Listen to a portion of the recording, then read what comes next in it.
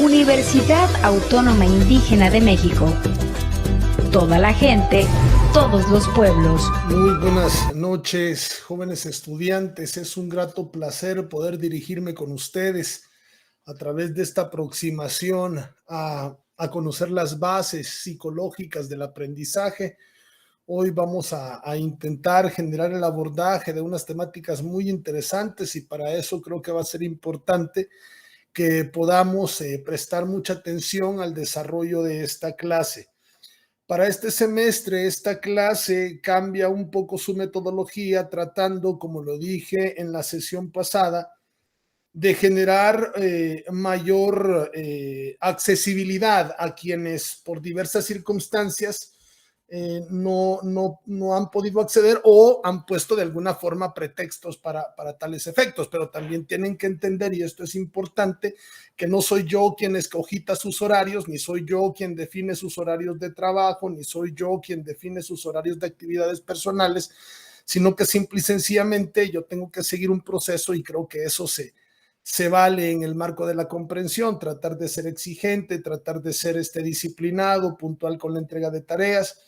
Y a partir de eso es un poco lo importante de formar profesoras y profesores, que si desde la base de la licenciatura no estamos fomentando en ustedes responsabilidad, pues tampoco tenemos como mayor panorámica positiva para decir nuestros profesores en el futuro serán responsables. Entonces, la invitación en este mecanismo de introducción es exhortarles a que para esta próxima fecha de entrega de tareas no hay prórroga como hubo en esta, no hay pretextos porque en el video estoy estableciendo fechas para las tareas, entonces sí creo que no va a haber pretexto.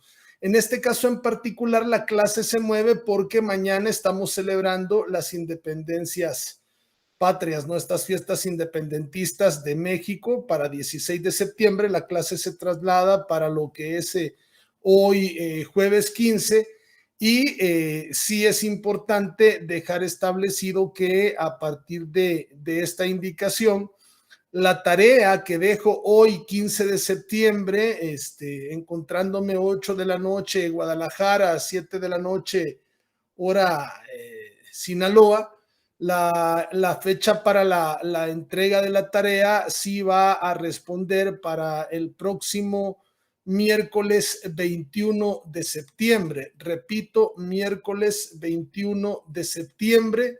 De preferencia, por favor, que lo hagan antes de las 5 de la tarde para tener yo un marco de 6 a 7, 8, 9 de la noche, calificar, subir sus notas y por lo tanto el 23 estaríamos ya con la fecha normal, no como compete, los días viernes. Bueno, habiendo establecido ya algunas indicaciones muy prácticas para que no existan malos entendidos, este video quedará siempre en el canal de YouTube para que lo pueda ver en el momento y en la hora que usted quiera, de tal forma que para yo controlar la asistencia de ustedes hoy precisamente necesito dos elementos.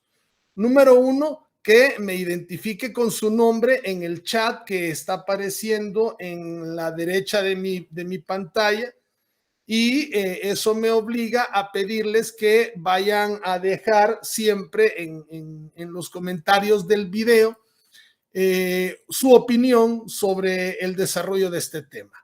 Y no menos importante, que nos dejen su like para identificar que sí estuvieron en el video. ¿Por qué? Porque hubo gente que me dijo, es que no pensé que era para ahora, pero lo dije en el video y lo dejé en la guía, entonces me da a entender que no están viendo el video o no leen la guía de trabajo o simple y sencillamente pues no están siguiendo las indicaciones y a partir de eso sí he estado restando puntos a personas. Por ejemplo, hubo alguien que subió una tarea del mes de marzo del año 2021 o 2020 que no tenía nada que ver. No sé si la subió equivocadamente o pensó que no iba a leer la tarea y pues lógicamente al verlo le puse 0 porque no es la tarea que yo pedí.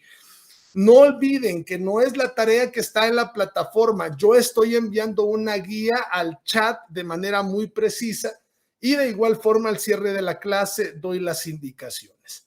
Así es que esos son como los parámetros más importantes en términos inductivos, y esta clase está cargada de mucho conocimiento. Así es que por favor acomódese en su silla, prepárese para un bienaventurado viaje de formación pedagógica en donde vamos a tratar de justificar cuál es el acercamiento de la psicología con las ciencias de la educación. Y para ello hemos preparado una clase muy interesante. Vamos a compartir nuestra pantalla para que podamos disfrutar de nuestra clase. Bien.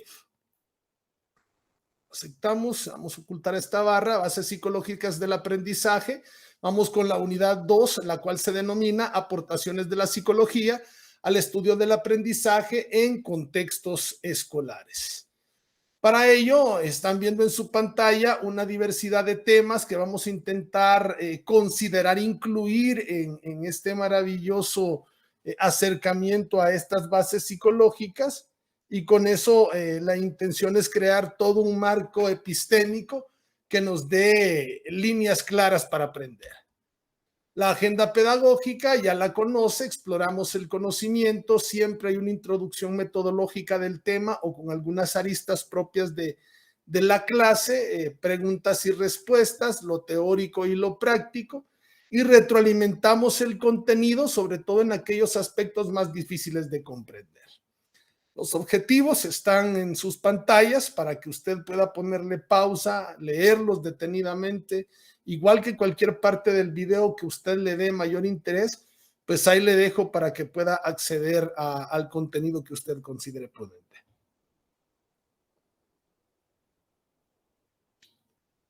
Perdón, hacemos una pausa para tomar un poco de agua. Estrategia, el aula invertida. Y hoy vamos, ahí hay un error de dedo, no es unidad 1, es unidad 2, perdonen, y es aportaciones de la psicología al estudio del aprendizaje en contextos escolares. La primera pregunta que surge es cuestionarnos qué aportaciones ha hecho la psicología general a la psicología escolar.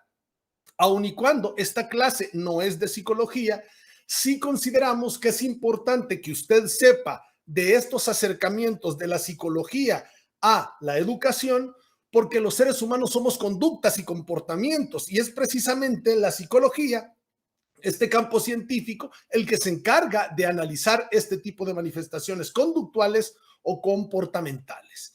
Para ello, hemos de decir que la psicología dentro de la educación busca entender la conducta, busca entender el comportamiento y el proceso de aprendizaje de cada uno de nosotros, respetando nuestras individualidades y reconociéndonos como seres biopsicosociales. Cada persona tenemos un ritmo de aprendizaje, un estilo de aprendizaje, aprendemos de conformidad a nuestros entornos culturales y nos desenvolvemos de conformidad a nuestros entornos que nos rodean. Estos son factores que inciden en la forma en la que nosotros aprendemos. Si yo le enseño a un niño, por ejemplo, a comer con cubiertos desde muy niño y él visualiza en mí un modelo a seguir, cuando usted le pone el plato de comida al niño y no le pone cubiertos, probablemente el niño no tome la iniciativa de comer porque él está conductualmente condicionado a comer con cubiertos. Mire qué interesante el cerebro humano. A partir de eso, nosotros vamos a entender diferentes ramificaciones que nos permiten tener una visión más clarificadora de cómo la psicología interviene en el hecho educativo. A partir de esto, nosotros vemos que el psicoanálisis, el conductismo, el cognoscitivismo, la psicología humanista, el constructivismo psicogenético y el constructivismo sociocultural. Cada uno de estos enfoques tiene un propósito. Hay un rol como tutor que desempeñan en este caso los docentes a partir del psicoanálisis, del conductismo, etcétera, etcétera, etcétera. Y hay un rol del tutorado, del estudiante. Miren qué interesante. Vámonos al conductismo para señalar un ejemplo. El propósito del hecho educativo conductista es reforzar procesos y fomentar una práctica positiva de reemplazar conductas por otras. ¿Qué significa esto? Que en un conductismo nosotros, yo recuerdo, por ejemplo, que había muchas mamás que decían, si no haces caso, te voy a dar pao, pao, ¿no? Y así, y simulaban que te iban a pegar, ¿no? Te enseñaban la chancla, la tan famosa chancla, ¿no? En cuántos hogares mexicanos ha marcado a muchas generaciones, y no estoy diciendo que con sangre entra la letra o el aprendizaje, pero este cognitivismo lo que hace es que modela estrategias, modela técnicas que nos permiten volver más eficaces estos códigos que condicionan el conocimiento. Es decir, que hay una amenaza para dejar de hacer o hacer algo, ¿no? Si no hay una amenaza de un castigo, pues yo sigo haciendo lo que no se me prohíbe. Pero si a mí se me prohíbe hacer algo con la amenaza de un castigo, lo más lógico es que no lo voy a hacer. En este ejemplo, lo que estamos viendo es que el estudiante organiza y produce información y conocimiento a través de esta codificación de la información que recibe. Es curioso porque en muchos pueblos, por ejemplo, el cognitivismo se condiciona al sonido de una campana, ¿no? Si suenan las campanas de la iglesia, la gente entiende que el padre, el sacerdote, está invitando a participar al pueblo en la misa. Miren qué curioso, ¿no? Por ejemplo, una manera de condicionar conductas es el arbolito de Navidad representa Navidad. Claro, hay algunos almacenes también que son muy exagerados. No sé si tienen la oportunidad de darle una vueltecita a Liverpool, acá a Los Mochis, Sinaloa, y darse cuenta, por ejemplo, que ya hay decoración navideña cuando apenas estamos en septiembre. Pero bueno, esto significa también que hay estrategias de carácter comercial. En ese sentido, la siguiente pregunta está orientada a cuestionarnos qué le está aportando la psicología educacional al proceso de enseñanza y aprendizaje. De acuerdo a autores como Hernández, ellos argumentan que el objetivo principal de la psicología educativa es, escúchese bien, entender la enseñanza y el aprendizaje y cómo mejoramos la educación. Les voy a poner un ejemplo. Yo tengo una de las situaciones con las que tengo que lidiar, que podré estar o no estar de acuerdo, es en que se me justifiquen las ausencias de algunos de ustedes a las clases, porque digo, bueno, desde la óptica como profesor, para mí sí es importante la asistencia. Entiendo que hay diversas situaciones que complican el escenario, pero también entienda que no es culpa del profesor. Creo que es una cuestión de responsabilidad. Y si estamos en un proceso educativo, nos vamos a someter a las reglas. Entonces, para este semestre dije, bueno, como no quiero lidiar con este tipo de situaciones en donde hay gente que piensa que solo por entregar tareas debería de merecer una nota, ¿cómo vuelvo el hecho educativo más incluyente? Y a partir de esto recurro a la psicología educativa para reinventarme la clase, y se me ocurre que si la clase la transmito a través de streaming, la clase queda grabada y la estudiante o el estudiante, si no puede estar hoy 8 de la noche en Guadalajara, 7 de la noche Sinaloa, pues lógicamente al quedar el video en internet, usted accede a mi canal, está viendo esto, está viendo la clase y está entendiendo que a lo mejor no estuvo en el momento de la hora clase, pero puede acceder al conocimiento. ¿Por qué? Porque las tecnologías marcan diferencia para poder reinventarnos. La psicología, en ese sentido, en la clase anterior, si se recuerdan, para quienes vieron el video, hablamos de muchos autores. Yo quiero hacer como una remembranza, un recordatorio, si usted quiere llamarlo así, de cuáles fueron los autores que vimos. Bueno, Pestalozzi nos hablaba de que el niño descubre el conocimiento cuando él lleva a cabo su propia actividad. Pestinger, él nos habla de una disonancia cognitiva. Piaget nos va a hablar de la teoría de la psicología genética.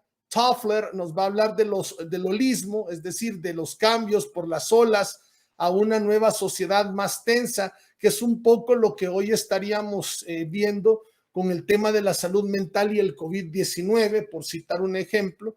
Ya ustedes, a partir de estos autores y sus teorías, creo que pueden hacer una investigación por la que más les parezca. Rogers va a hablar de una educación humanista y de una formación integral. Rousseau va a hablar de educar al niño por su libertad. Shannon y Weber, ellos van a hablar de la teoría cognitiva, en donde se entiende que el sujeto es un procesador de la información. Skinner nos habla de la teoría del reforzamiento y el conductismo. Titón nos habla de la teoría de la psicodidáctica. Vygotsky nos habla de la teoría del aprendizaje sociocultural. Y Watson nos va a hablar sobre la teoría del condicionamiento clásico. Estas teorías las explicamos buena parte de ellas en la clase pasada. Está el video para que puedan darle una nueva vista para recordar, para generar un refrescamiento de estas nociones epistémicas. A partir de ello, hoy a mí me gustaría agregar el apartado de otros autores. Fíjense que una de las grandes aportaciones que le da las bases psicológicas a la educación es el hecho de entender que el aprendizaje se fundamenta en muchas teorías. Yo quiero ponerle algunas de las que encontramos en donde vamos a hablar de Paulo Freire con la pedagogía de la libertad, vamos a hablar de Freinet con la estimulación en la escuela, Cagne de la transferencia ideal de respuestas aprendidas, Rousseau nos habla de educar al niño por la libertad, Dewey, aprender haciendo, lo mencionábamos en la anterior, Benjamin Bloom de la taxonomía de objetivos. Compañeras, compañeros, son tantas y variadas las formas en las que podemos justificar las teorías del aprendizaje. Y yo quiero que entiendan algo en esta jornada de hoy, 15 de septiembre del año 2022. Yo quiero que entiendan, siendo ahorita las 8:32 según mi reloj, ya veremos si está retrasado o no, lo cierto es que aprendemos de formas diferentes.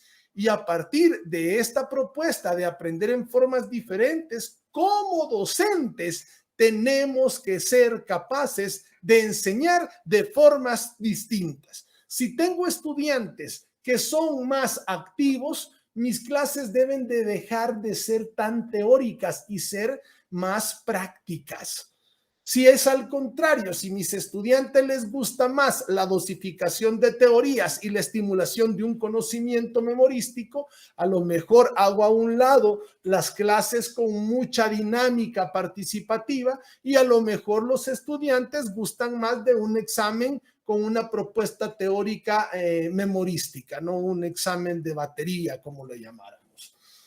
Lo cierto es que no podemos decir qué estilo de aprendizaje es bueno, cuál es malo. Lo que sí podemos decir es que como seres biopsicosociales aprendemos de formas distintas.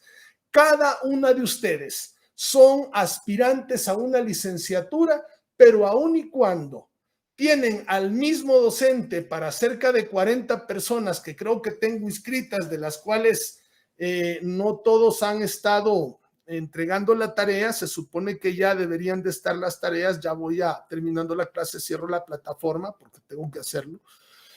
Debo de decir que cada una aprende a partir de su entorno. Hay compañeras que en este momento se encuentran en la sierra, hay compañeras que en este momento se encuentran fuera de Sinaloa, están en otros lugares y esos lugares son otras realidades y esas realidades forman parte de nuevas sociedades en donde la gente piensa diferente y a partir de eso, si la gente piensa diferente, empieza a retener la información de maneras distintas.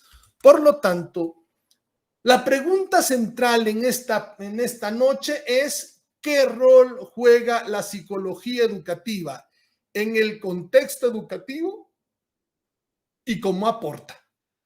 Para ello, para mí sí es importante compartir cuáles son esas funciones del psicólogo educativo. Y no me malinterprete, sigo recordando que no es una clase que haga un abordaje para psicólogos. Estoy trabajando en el proceso de formación de licenciadas en educación parvularia, pero es importante que tengan el dominio de esta relación. Uno de los primeros pasos que vamos a determinar que desempeña una buena docente de parvularia en este acercamiento psicológico a su devenir profesional es la intervención. ¿Y qué es la intervención? La intervención es cuando usted hace aplicación de técnicas y principios pedagógicos que busquen potenciar, que busquen dar soluciones a los diversos problemas educativos, que impida que el problema educativo siga agrandándose. Desde su acercamiento a la psicología, como profesora tiene que empoderarse de un pensamiento positivo. Yo puedo, yo puedo, yo puedo. Ya no ponga pretextos, mejor proponga soluciones, porque los problemas de la realidad social son demasiados como para estar nosotros viviendo con demasiado estrés. Por lo tanto, la intervención es importante. Otro elemento es la prevención. Cuando hablamos de prevención dentro de las funciones de la psicología educativa, estamos hablando que la prevención es un conjunto de acciones o programas que están dirigidas a disminuir factores de riesgo. Por ejemplo, ¿qué estrategias aplicamos en nuestro kinder para que los estudiantes mejoren su capacidad de lectoescritura? ¿Qué estamos haciendo? Si veo que el niño o la niña no está aprendiendo al ritmo de los demás, ¿qué estrategias preventivas voy a aplicar como profesor o profesora para que el niño o la niña aprenda al mismo nivel que los demás? Estos son considerados mecanismos de prevención que potencian o buscan mejorar la calidad del hecho formativo.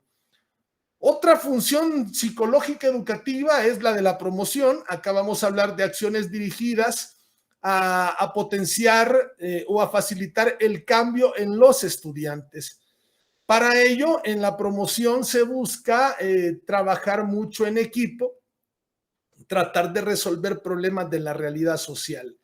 Luego está el proceso de la evaluación, es decir, todo lo que el estudiante desarrolle como parte de sus actividades académicas debe de ser evaluadas, se debe de estar generando diagnósticos constantemente que garanticen que estamos al tanto de nuestros estudiantes y a partir de ello todo un marco de investigación en donde llevemos fichas de control del estudiante, qué enfermedades padece, si vive con sus papás, si vive con su mamá, si vive con sus abuelos, si el niño padece enfermedades. Todo eso es importante porque ¿qué tal si tengo un niño que es alérgico a los rayos ultravioleta del sol y se me ocurre llevarlo a la cancha de educación física y el niño empieza a tener un ataque de alergia?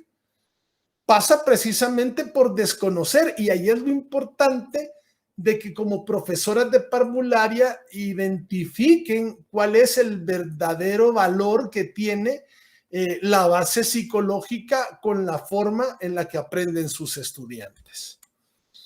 Quiero compartirles en pantalla, vamos a hacer una segunda pausa con un vasito con agua.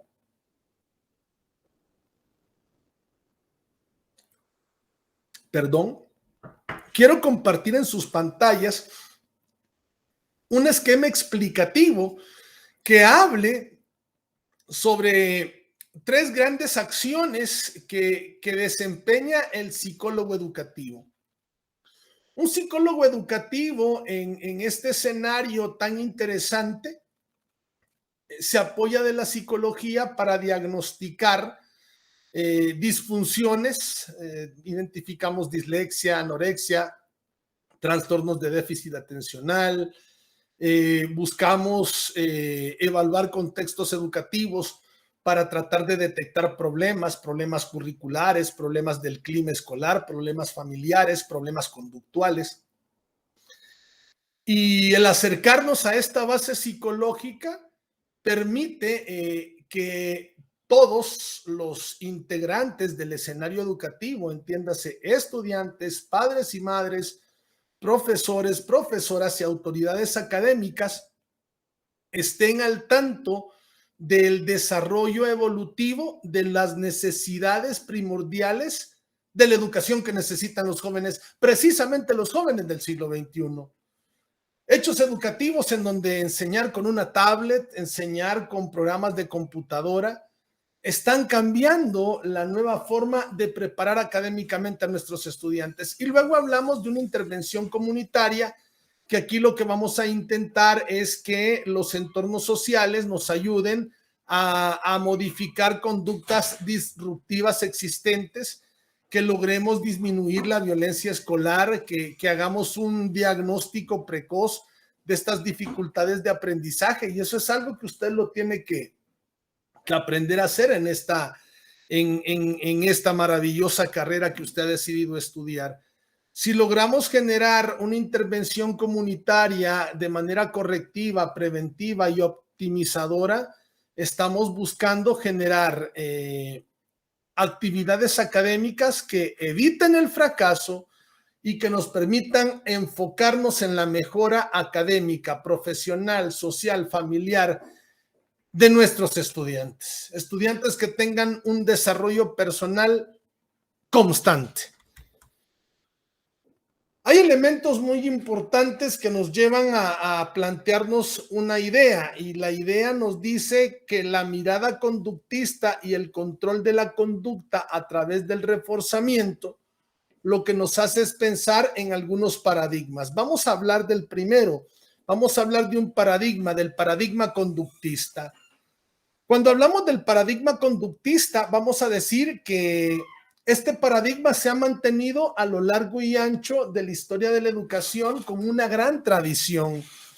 Este paradigma conductista es uno que tiene una proyección en la psicología educativa, porque nos permite ver al estudiante como un receptor pasivo, un receptor memorístico, un receptor de conocimiento, pero un receptor de conocimiento que no le permite generar capacidades para reflexionar, para pensar, para discernir, sino que somos máquinas, calculadoras, computadoras destinadas a retener información. Pasaba con la enseñanza de las tablas de multiplicación.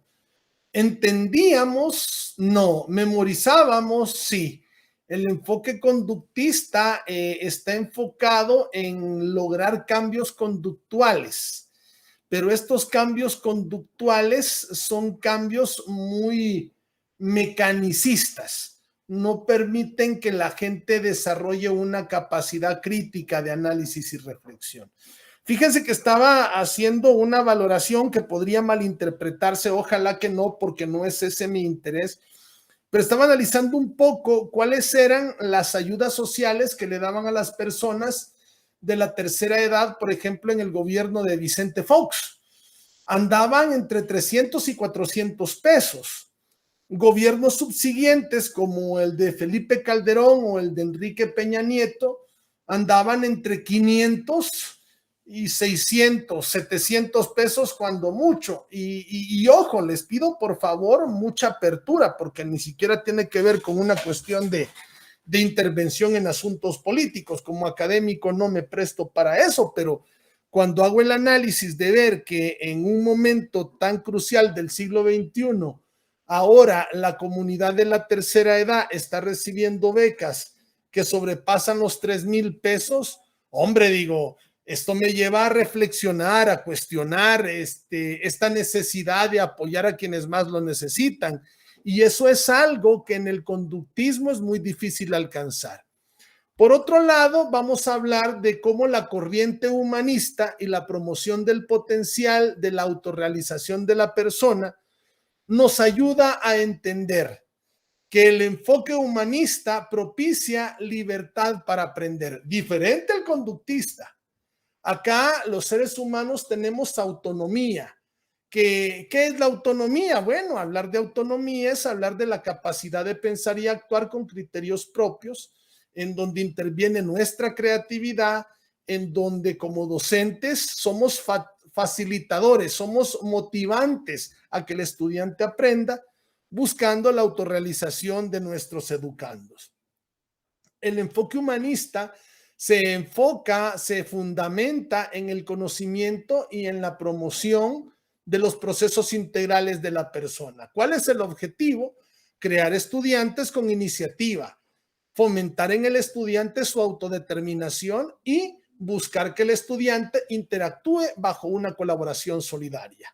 ¿Con qué propósito? con el propósito de que a través de la autorrealización del estudiante, él pueda desarrollarse en todas sus facetas de la vida. A partir de esto, el enfoque humanista a nivel emocional reduce el estrés de los estudiantes, mejora la comunicación interpersonal, mantiene la motivación, y los principales representantes de este enfoque los encontramos en autores como Carl Rogers, como Alford, como Abraham Maslow, Rogers nuevamente, C.R. Rogers. Y acá vamos a entender, perdón, ahí el gazapo, la L está distanciada, vamos a entender que el humanismo no es más que referirnos al estudio y a la promoción de los procesos integrales de nosotros los seres humanos. El paradigma humanista considera a nuestros educandos como entes individuales, únicos y diferentes a los demás. Por lo tanto, aprendemos de formas diferentes. Somos seres con iniciativa, dice la educación humanista, y la finalidad es formar a los estudiantes en la toma de decisiones en los diversos ámbitos de la vida, de tal forma que la tarea de educar sea humanizar a las personas. Nos damos cuenta de que el enfoque humanista es muy integral. No obstante, aparecen en otros escenarios posturas de cómo la psicogenética piagetana nos da un vínculo entre el aprendizaje y el desarrollo cognitivo. ¿Qué quiere decir esto? Quiere decir que entre más aprendemos, más hay un mayor desarrollo del cerebro. Pero también tiene que ver en función de, es que entre más voy creciendo, más años voy cumpliendo, voy generando más vivencias que me van generando más aprendizajes y por lo tanto mi cerebro aumenta su capacidad de desarrollo cognitivo. Esto se entiende, por ejemplo, cuando en sociedades como la japonesa hay un mayor valor para los ancianos que el que nosotros le damos a los ancianos en América Latina. Tontamente, perdón la expresión, no encuentro otra palabra para decirlo, pero tontamente no le estamos dando el valor a la sabiduría que tienen los ancianos. Y se nos olvida de que la juventud es pasajera, que la juventud no es eterna, por lo tanto, hasta hay dichos que dicen que más sabe el diablo por viejo que por diablo, ¿no? Y aquí hay un desarrollo cognitivo que sí nos dice, aprendemos más entre más vamos evolucionando. ¿Cuáles son en ese sentido las contribuciones de Piaget a la educación? Aquí vamos a hablar de la función del aprendizaje, vamos a hablar del gran valor de la interacción social, lo importante que es que las personas interrelacionemos entre nosotros, las actividades según el desarrollo. También se habla de la prioridad de la exploración y la importancia de los procesos cognitivos. Habiendo dicho esto, los procesos cognitivos es aprender a aprender bajo el entendido que el aprender al aprender debe ser la meta del hecho educativo. Niños y niñas necesitan ser creativos e independientes porque el conocimiento, la ciencia, el conocimiento lo adquirimos a través de la interacción de nosotros, los seres biopsicosociales, con nuestros medioambientes naturales sociales. Una mirada cognitiva en la educación nos lleva a plantearnos cuál es la teoría ausubeliana. Esta teoría ausubeliana no es más que hablar de Hausfeld, quien habla de cuáles son los elementos del aprendizaje significativo. Hausfeld dice que el aprendizaje significativo se canaliza a través de la actitud, en donde buscamos aprender de las experiencias, en donde hablamos de la relación entre los conocimientos nuevos y los conocimientos viejos. Hablamos de cómo estos conocimientos llevados a la práctica nos permiten generar experiencias que se enfocan a aplicar nuevos conocimientos y por lo tanto esto nos deja ciertos aprendizajes con más o menor valor. En función de eso, el constructivismo desde la teoría del aprendizaje significativo nos señala de que el aprendizaje del estudiante depende de su estructura cognitiva. Es decir, qué información adquiero yo de mi hogar y qué nueva información me da el contacto con la sociedad. Esto genera aprendizaje significativo. Otro apartado dice que el estudiante debe de manifestar una postura o una disposición para relacionarse de manera, es bien interesante, porque aquí lo que tratamos de decir es, me voy a relacionar con la sociedad en función de adquirir conocimientos nuevos, pero estos conocimientos nuevos los voy a procesar en mejor forma gracias a los conocimientos viejos. Y por último, esta disposición que tenemos para garantizar aprendizajes significativos nos dice que el único que puede garantizar el aprendizaje significativo es la gana que el estudiante tiene por aprender. Usted no quiere ser licenciado en educación parvularia y está por obligación en esta carrera, es mentira. No importa el docente que se le ponga enfrente.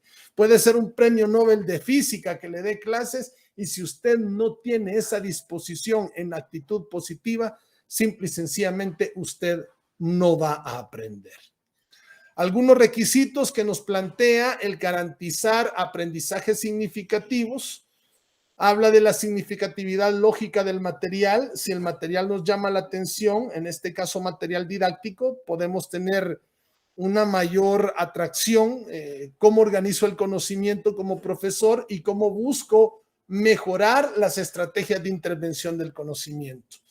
Esto me conduce a buscar maneras de que como docente logre que el estudiante haga match con el conocimiento nuevo, de tal manera que, como yo lo he dicho, el maestro lo único que puede hacer es motivar al estudiante, pero si el estudiante no quiere aprender, no va a haber una condición de aprendizaje efectiva.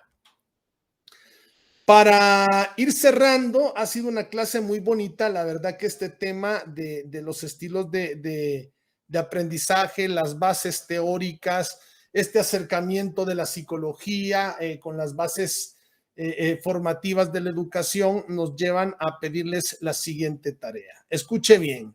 Sobre la base de la lectura titulada La psicología educativa dentro del aula como apoyo para el desarrollo humano e integral del niño, esta es una literatura de la Universidad Autónoma del Estado de Hidalgo. Usted va a hacer un esquema o una infografía, cualquiera que sea. Si va a ser un esquema, le pido que retome este modelo.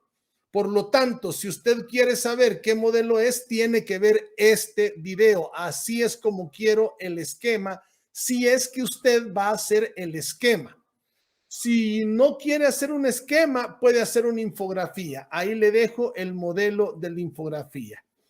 Ojo con el dato, sea que usted haga una infografía o sea que usted haga el esquema con las ideas principales de esta lectura, lo cierto es que usted tiene que entregarme este documento en la fecha que ya establecí al inicio del video. Por lo tanto, es importante que entienda que no hay prórroga, que no hay otra fecha.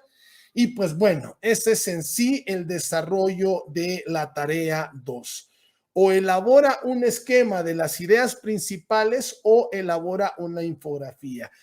Cualquiera que sea su opción, el archivo debe de ir en PDF. Así es que les dejo la creatividad para que se animen y hagan esfuerzos de hacer buenas tareas, porque revisé algunas tareas en donde en 2 líneas quería sintetizar argumentos de una lectura en donde no me reflejaba que lo había leído, no me estaba dando las respuestas reales. Entonces, sí le exhorto, por favor, a que lea y que se empape de este material para que pueda garantizar un aprendizaje significativo. Hasta aquí mi intervención, jóvenes estudiantes, exhortándoles a que no me fallen con el desarrollo de la tarea, exhortándoles a que le pongan ganas a esta actividad. Y pues qué mejor forma de despedir deseándoles felices fiestas patrias. Que viva México, que viva el pueblo mexicano y que Dios siga derramando bendiciones sobre esta magna nación. Que Dios me los bendiga, un fuerte abrazo y hasta la próxima, si Dios quiere. Bendiciones masivas para todos y todas.